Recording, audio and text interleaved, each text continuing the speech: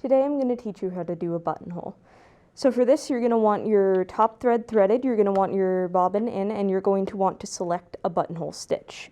Then what you're going to do is you're going to take the buttonhole foot and you're going to put your button inside this top part of the buttonhole foot.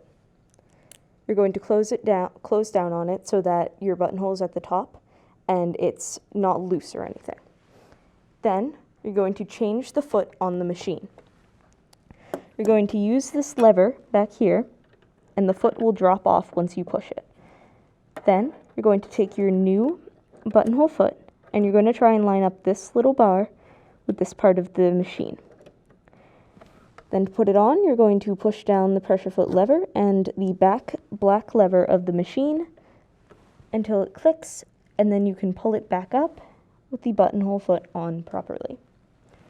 Next thing you're going to do is take your fabric, line it up, make sure it's right sides together, and pull down your buttonhole lever, and then sew your button.